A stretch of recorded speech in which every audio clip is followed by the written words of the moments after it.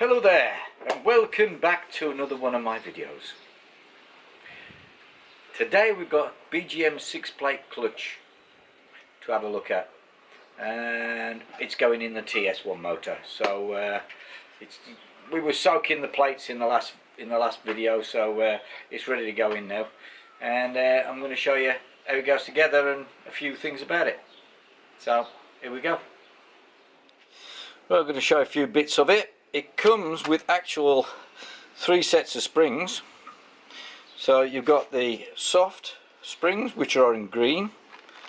You've got the yellow springs, which are your medium, and the red, painted red, bit of red on there, are the hard. The only thing is, it doesn't tell you any idea of what brake horsepower is suitable for what spring, which makes it a bit difficult. So I had only got the green springs in my last BGM 6-plate. It only came with these, and that's running in my TS1 with a sort of a mild tune on it, and it's probably putting out about 20 brake. So, and these handle it all right. So if we're thinking that they can handle 20 brake, the next ones up are going to maybe they're a bit stronger, so maybe 25, and then you got your strong ones for your 30 plus maybe. It's just to sort of gauge it more or less what it is. To give you the actual tension of the springs, the green ones are 4.7 Newton, the yellow ones are 6.8 Newton, and the red ones are 13.8 Newton. But it doesn't give you any idea of what brake horsepower they handle. So I think it's just a matter of testing yourself. If you've got something like just a TS1 or something like that, or a BGM or anything like that, I think the soft springs will be fine. It's only if you've got tuned motors that you start going up, you know, SS225 something like that, you might need to go up to the harder springs. But I'd always try to use softer ones if possible, because they're just easier on your hand. Right, so we've got this TS touring engine, so we're going to be using the green springs first, and if they're not enough, then we'll up to the yellow ones. But we'll go for the green. I'm sure they're going to be fine. They're okay in mine. So what we've got here is the fitting tool for the springs. This is just goes into your clutch like this. Spin it over, mount your springs on.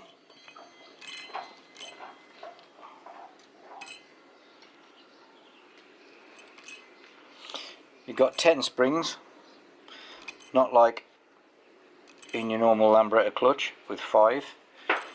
So we've got 2 here. Now the strange thing about this, it actually comes with this little kit here, these 2 bolts and these 2 long nuts. They're actually a clutch compressing tool. So we're going to have a go at putting it together with the actual tool it comes with. So there's 2 threads. 2 of these are threaded at the back here, so obviously your lung nuts screw into that, and then these adjust it down and compress your clutch. Saves me using this, which I normally use. Right, okay, you get a choice of the little thimble that goes in here on the end of your spider here. You got this one, which obviously goes with a thimble for the SX type casing, and this flat one here for the GP bush to run on. And it's got a tiny little circlip in the back here, which you have to fit. Don't forget to put the little circlip on, and that holds the thimble in place. So that's that bit. Thought I'd let you know about. And we're gonna okay guys, I'm very sorry about that. The camera, the card got filled up and it stopped filming. So this is where we're at now. We're still putting this together. What we're doing is we're compressing the springs with the tool that's supplied.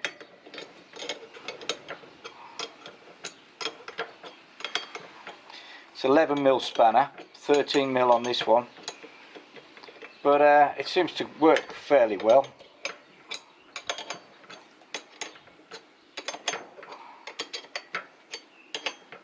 So I'd actually put nearly most of the clutch in before I realised there was no memory left on the camera. Never mind. So okay, here we are. So that's a holding tool for the springs, and it's even got the 2 notches for the tool to fit in. So now all that lot's in, we can put our clutch back again. Right.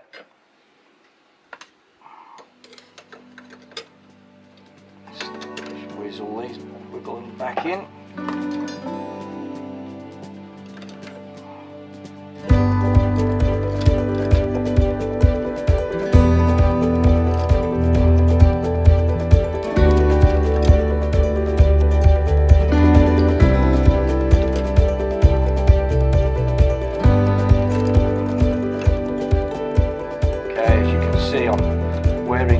Gloves to keep all the shit off my hands. Not. Right, the last plate has got the tabs bent down so they locate on the edge better. That's all they're for, just so it locates this edge better, gives you a bit of clearance. So the last top one on, and then our circlip in, and nicely it all fits together nicely. Now the circlip joint, I always like to leave it over a tooth here. So in on a tooth, it actually gives you circlip little holes for it to put out. If you've got good fingers you can get it in. Right, we need to tap that round slightly.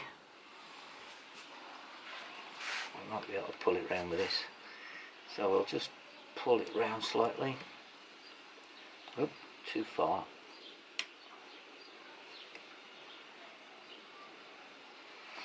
Right, so now our circlip is located, the gap is located on a tooth.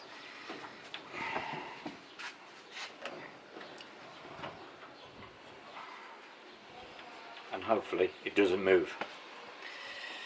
Right, that's it, it's in. So we should be able to now decompress it quite easily.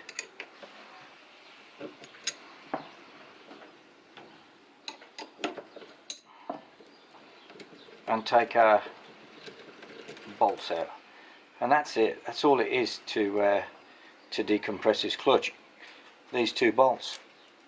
It's quite ingenious, nice. I do like my clutch tool though, but because I can do it one-handed. It's simple and fast, but it comes with this, and it works quite fine. So we thought we'd demo it while we did it. So we've gone for the lightest springs in there, which I reckon are good up to about 20 brake horsepower. And that is it, our clutch is in. So I hope you like my little review on building the 6-plate clutch. I'll leave that there to drain a little bit.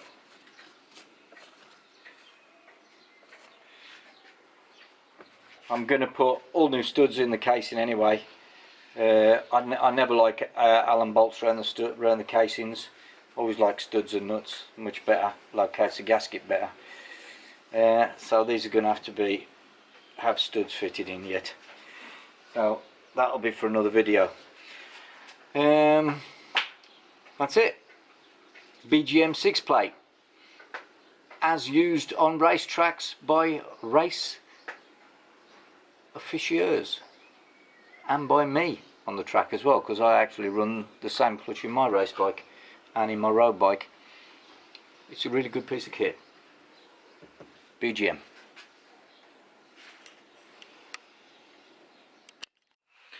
Okay, thanks for watching my video. Don't forget to like and subscribe, and give me a big thumbs up if you like what I did.